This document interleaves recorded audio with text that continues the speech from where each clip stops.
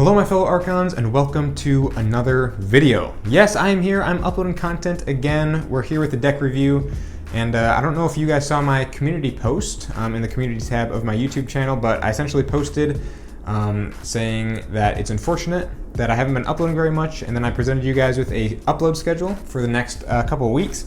So there is some content for you guys to look forward to over the next couple of weeks here.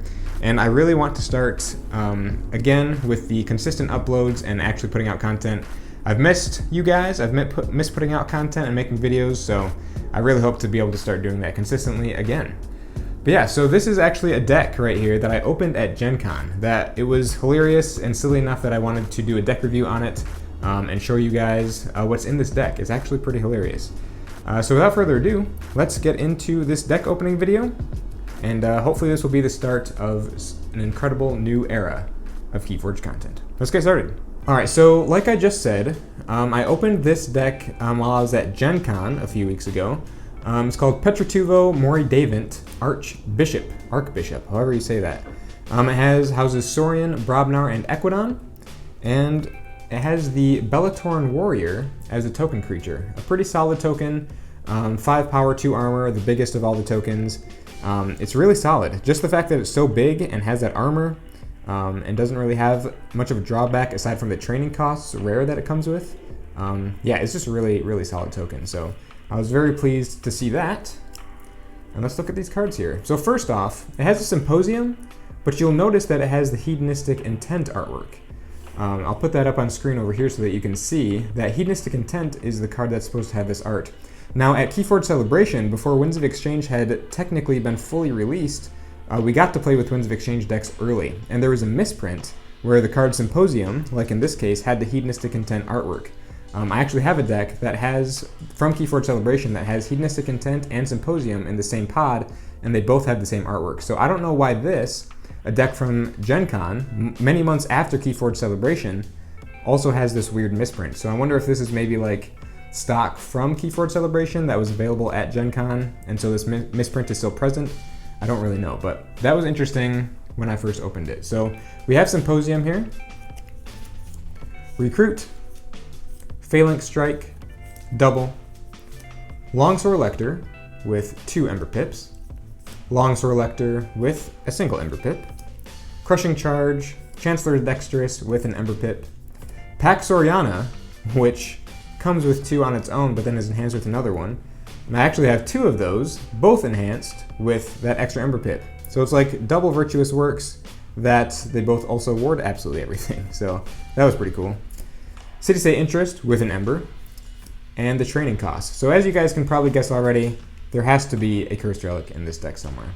So we have the training costs, which is the rare that Bellatorn Warrior is linked with. And then moving into the Equidon, we have this Legacy Maverick Potion of Invulnerability, which you all know what that means. If there's a Legacy Maverick artifact in the Equidon house, that usually means there's an Antiquities dealer. So yes, sure enough, there is an Antiquities dealer in this deck, and it brought along a Potion of Invulnerability as the first artifact, the Visible Hand with a bonus Ember, the Old Tinker, and then it also brought along an Autovac 5150, one of those really cool mass mutation rares.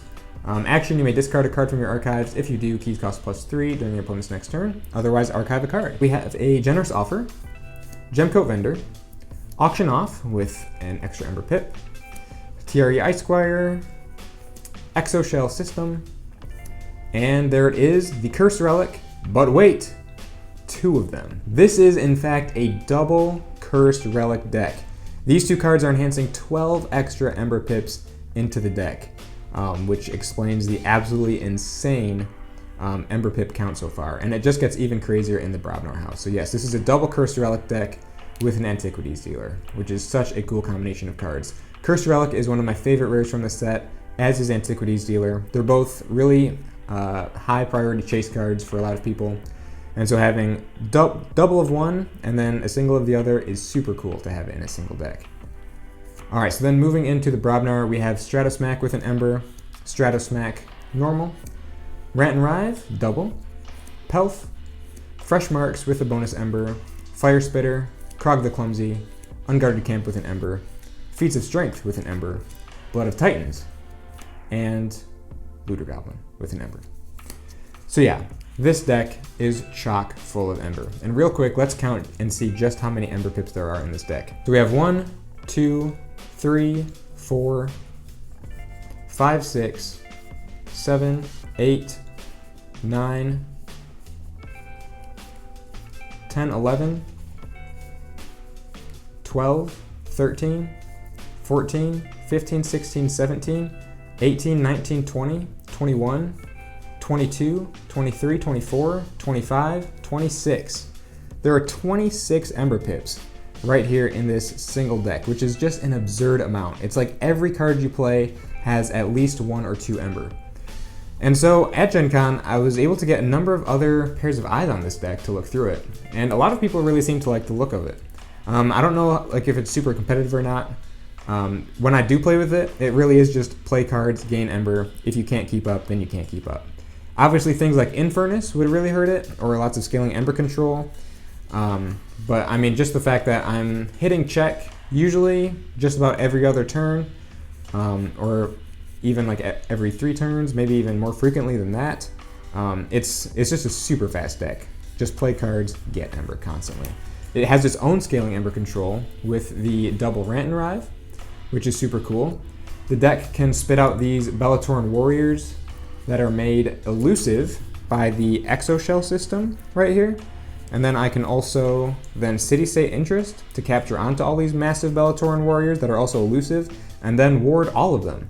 So it just creates this massive board full of really beefy creatures that everything gets warded, and I get Ember for doing so.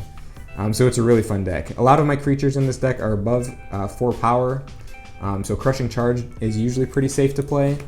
There's also the Looter Goblin, which can provide some pretty good fight value, Blood of Titans, Feats of Strength to generate even more tokens, Unguarded Camp, and then Fresh Marks it's just crazy. So this deck is a ton of fun to play with. And one of the points that was brought up during GenCon is that you'll notice most of the Ember pips from the Cursed Relic don't show up in the Equidon house that has both of those Cursed Relics. So the only enhanced Ember that came into the Equidon house, one of them landed on the auction off here, and then one of them landed on the visible hand. All the other ones landed on cards outside of Equidon. So if I wanted, I could reap the benefits of all those extra Ember pips, like in an Alliance deck. If I like just took the Saurian pod, I now have access to all these extra Ember pips without the drawback of the Cursed Relic. If I was to put this in Alliance, or maybe the Brobnar in an Alliance. So yeah, that's super cool. One of the downsides is the fact that this deck has 3 cards that cannot be played from your hand. Cursed Relic cannot be discarded or played. Training Costs, it can be played from your hand. It can't be discarded, except through card abilities, just like Cursed Relic. But it can be played. You have to lose 2 though. If you don't lose 2, then it gets shuffled right back into your deck. So this deck does have 3 drawback cards. However, Antiquities Dealer was kind enough to bring along with him this Autovac 5150. So, Cursed Relic and Training Costs, they don't say that they can't be archived. They cannot be played, or Training Costs can be played, but it can't be discarded. Cursed Relic can't be played or discarded. However, neither of them say that they cannot be archived. And of course, those 2 cards can be discarded through card abilities. But Autovac is an option to get them out of your hand, and then even get some value out of them. Because once they're archived, Autovac can remove them from the archives and make your opponent's keys cost +3. So this card allows me to get those cards out of my hand and even get some potential value out of them, which is super cool. And then obviously there's also the Old Tinker as well to get those cards out also. Honestly, of course, hopefully they just get tokenized. Then you don't have to worry about it at all. Has a decent amount of Ember control. Has a little bit of board control, obviously not like an absolute ton. It does have those Stratosmacks, and hopefully I can just utilize that massive board to deal with theirs, like with the Belatoran Warriors and everything. Hopefully get some value out of it with things like the Looter Goblin, and just ward everything. Like these Pack Saurianas are just insane to look at. Longsword Lectors, the Phalanx Strikes act as some pretty good board control as well, especially if I can build up a really huge board. These Phalanx Strikes will just increase in value.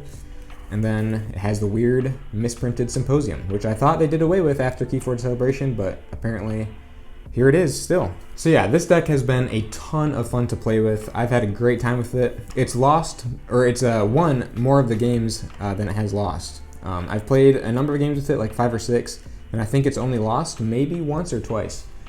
So it definitely puts in work. Obviously, like I said before, Infernus loves this deck. This Infernus would just tear this deck apart. Hopefully I could just move fast enough that I don't even really care about the Infernuses purging my cards. Like even if they do end up purging my stuff, hopefully I can just keep on trucking along lightning fast enough that the Infernuses don't really matter. Stuff like Too Much to Protect. I mean, I got the double Rant and Rives, so even if I do get like hit with a TMTP or something, then hopefully I can retaliate with a Rant and Rive. That would not be ideal, but it is a backup option, I believe.